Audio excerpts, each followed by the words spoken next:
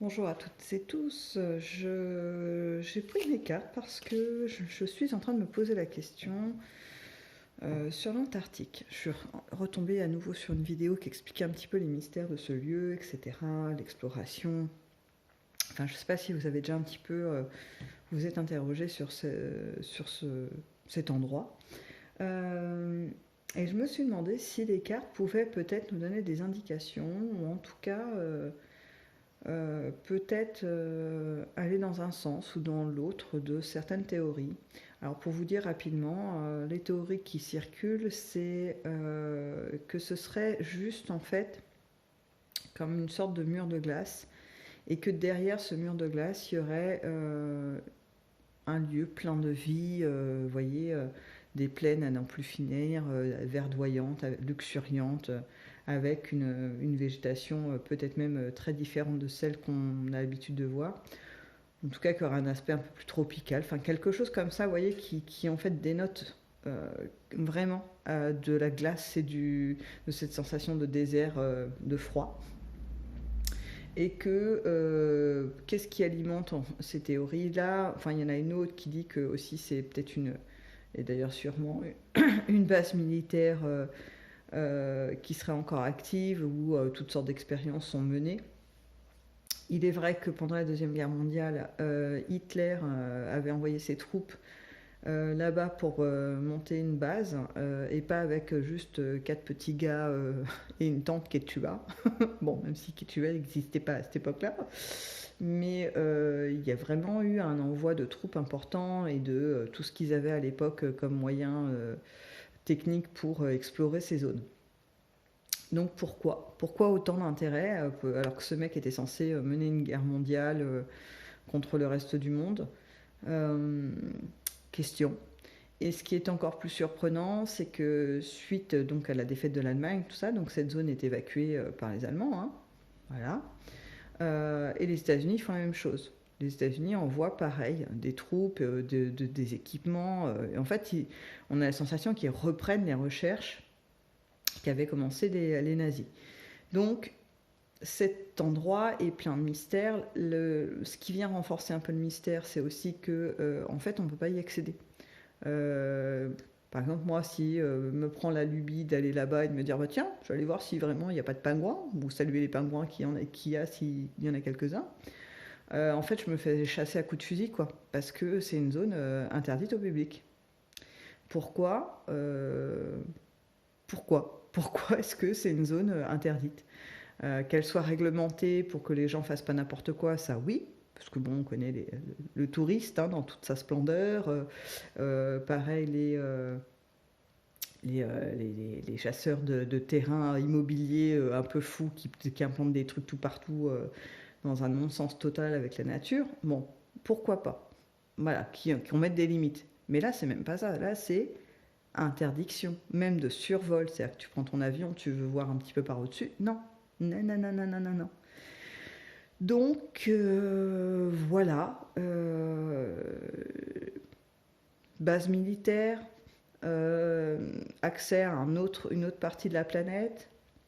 Il y en a même qui vont un peu plus loin, qui disent que c'est carrément l'accès à un autre monde, quelque part que la Terre serait pas limitée à ce qu'on nous dit, qu'elle est beaucoup plus vaste et qu'en fait, de l'autre côté de cette barrière de glace, il y aurait une autre population très différente de nous et qui n'aurait pas évolué de la même manière, qui, somme toute, serait plus avancée que nous. En même temps, ça serait pas surprenant. On galère quand même un petit peu les humains, on piétine, hein. Mais bon, voilà. Donc je me suis dit, bah, prenons les cartes et voyons ce que ça peut nous donner comme information. Donc je commence avec un tarot pour voir si déjà ça peut amener quelque chose.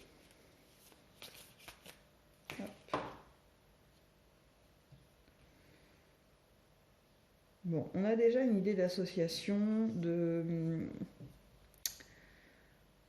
de lieux pas si hostiles que ça. Alors, bon, moi, vu des images, je n'aime pas le froid, hein. Enfin, très peu. Et pour moi, oui, c'est hostile quand vous avez des grosses doudounes et tout, que les mecs ils sont quand même gelés. Bon. Mais là, c'est pas ce que ça ressort. Là, ça ressort quelque chose Alors peut-être plus de nécessaire en fait, que ça maintient l'équilibre, qu'il y a ces zones un peu glacées. On retrouve l'esprit de conquête, hein, pourquoi on veut tellement ces territoires. Ils ont une vraie histoire, hein. Ouais, là ce que ça dit, c'est qu'en fait, c'est pas une zone, un no man's land total, hein. Il y a une histoire avant même les nazis, etc. Peut-être même beaucoup plus ancienne, vous voyez, à des périodes où peut-être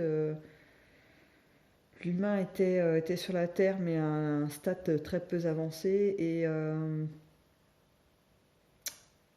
la glace n'était pas aussi présente. C'est ce que, ouais, c'est que, en fait, ces lieux, la Terre s'est beaucoup transformée. En fait, nous, on pense que, parce que ça fait quand même plusieurs dizaines et centaines d'années elle a cet aspect de glace sur les pôles, et puis des climats tempérés, plus chauds, etc. Donc, on s'est habitué à ça, et on pense que c'est comme ça que ça doit être, en fait. Vous voyez, on a un peu figé le truc. Or, la planète n'est pas figée du tout. Elle est en mouvement permanent. Alors c'est des mouvements très doux parce que sinon je pense qu'il n'y a pas grand-chose qui survivrait sur elle. Mais là, ce que ça me dit, c'est qu'en fait, à un moment donné, euh, l'Antarctique n'avait pas cet aspect-là. Il était limite verdoyant. Pour l'instant, j'ai pas la notion que c'est de l'autre côté d'un mur de glace, hein. C'est que c'était le lieu qui était comme ça. Donc effectivement, il y a des bases qui ont bougé.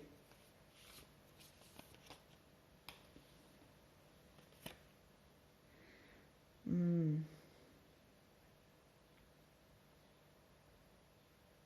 Là, je sens bien l'énergie qui transforme, qui se transforme. Des gens qui sont obligés de partir, hein. Comme s'il y avait eu à l'époque une forme de catastrophe, qu'on appellerait catastrophe naturelle, nous, maintenant, à notre époque. Mais il y a un mouvement important de la Terre, comment ça fonctionne, et l'environnement, sur l'environnement surtout. Et les gens sont obligés de partir. Les habitants de ce lieu sont obligés de partir. Et je vois deux groupes. Certains qui descendent donc vers les continents qu'on connaît actuellement, même s'ils n'avaient pas tout à fait cet aspect-là, et d'autres qui vont vers un autre chemin. Alors, je vais peut-être m'attarder plus sur ceux qui vont vers l'autre chemin, parce que c'est là la question. Est-ce qu'il y a quelque chose ailleurs? Alors, où vont ces gens? Alors, sur l'aspect des gens que je vois bouger, on me les présente avec une forme humanoïde, mais voilà, j'ai pas plus de détails, je vais pas trop chercher qui ils sont, autre planète, autre machin. Non, non, moi je veux juste voir, est-ce qu'on a quelque chose derrière? Ils peuvent établir en tout cas une forme de royaume.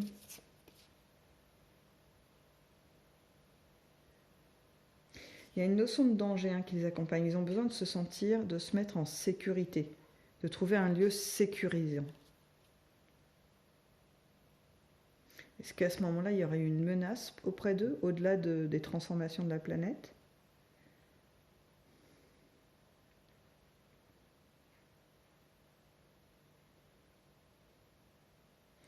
Il y a l'idée de vouloir conserver une culture, un savoir, vouloir rester fidèles à ce qu'ils sont, à leurs origines. Comme si ceux qui étaient partis, qui avaient choisi de descendre un peu sur les autres continents, avaient accepté finalement de renoncer à leurs origines. Alors que eux sont très attachés à leur mode de fonctionnement.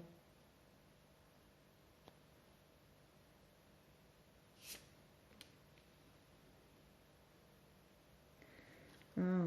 C'est aussi par rapport à leur connexion. Alors ça semble être un peuple, en tout cas des êtres, qui étaient très proches, très en connexion avec la nature, avec les vibrations, avec leur conscience. Ils étaient à un niveau spirituel assez avancé. Ils étaient tout de même dans la matière. C'est pas des êtres éthérés du tout, hein. Je vois pas du tout ça. Je vois vraiment des gens qui sont dans la matière, obligés de construire leur maison, obligés de construire leur truc, vous voyez. mais c'est un autre niveau, c'est vraiment différent.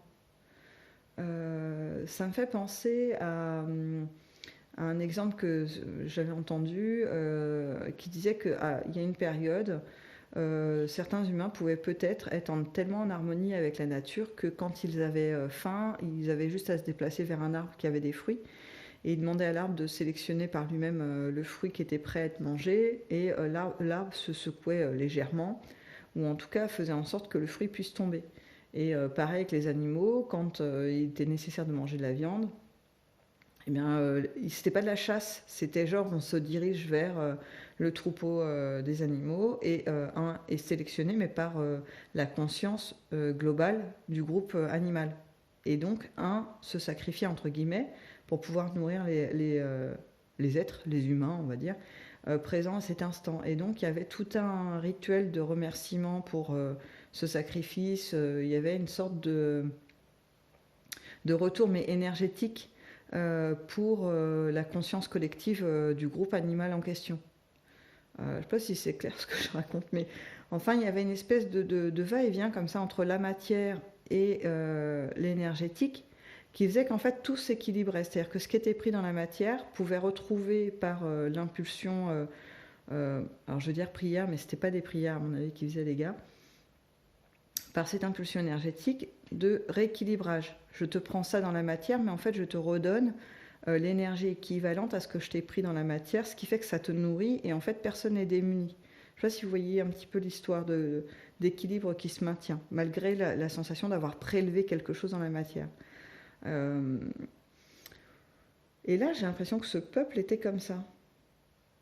Mais de façon assez aboutie, hein. C'est-à-dire que pour eux, c'était plus que naturel, hein. C'était comme nous pour respirer, ça se faisait sans même y penser.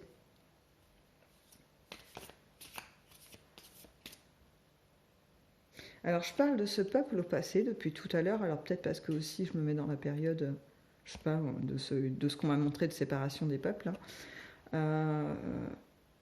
Aujourd'hui, si j'essaie de voir si je retrouve leur énergie, j'ai l'impression que oui, mais elle est vraiment très, très subtile. Alors, soit ils sont plus très nombreux et du coup, vous voyez, c'est infime à essayer de trouver, puis voilà. Ou soit ils ont fait en sorte de dissimuler leur énergie. C'est aussi une possibilité parce que je repense à cette carte. En fait, depuis tout à l'heure, hein, les tarots, j'interprète pas forcément avec la signification des tarots. Hein, et donc, je fais plutôt à l'inspiration. Hein, je me laisse guider. Et donc, cette carte qui m'avait amené l'idée de défense, de protection, me laisse penser que peut-être ils sont restés dans cette démarche de on se protège de ce qui peut venir vers nous parce que c'est pas forcément quelque chose d'amical. Et donc peut-être que on diminue, on passe en mode, vous savez, on passe sous les radars.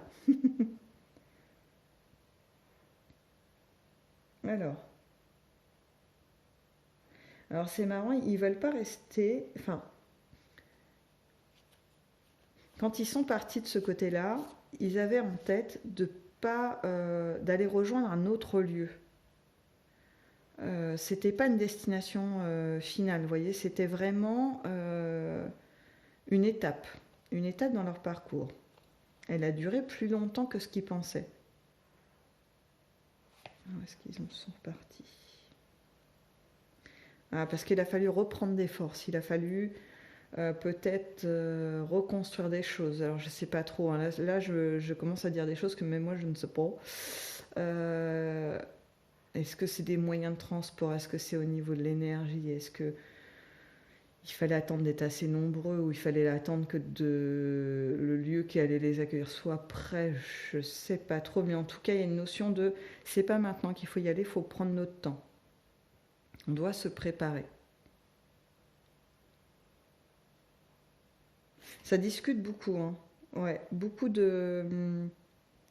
d'échanges. Il n'y a pas de, je sens pas de chef chez ces gens. C'est une communauté qui avance ensemble. Bon, ça me dit pas plus. En fait, j'ai l'impression de mettre là, je réalise que je me suis un peu écartée de ce à quoi je pensais au début en termes de questionnement. Je vais voir si je peux revenir sur mon Antarctique.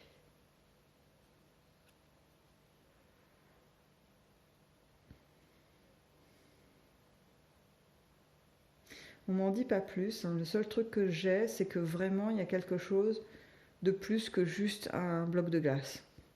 Que ça, c'est ce qu'on nous dit, mais il y a quelque chose de supplémentaire. C'est pas juste ça. Alors, est-ce que c'est quelque chose de militaire? Alors peut-être qu'on nous cache, hein. Tout simplement ça. Non, clairement non. Il y en a un, il y a ça, c'est indéniable. Eux aussi cherchent quelque chose de précis, se servent de ce lieu parce que c'est vrai que c'est assez isolé, hein. Voilà, quand on va dans cette direction, c'est qu'on veut aller à cet endroit, il n'y a pas autre chose. Mais c'est pas que ça. Non. Il y a.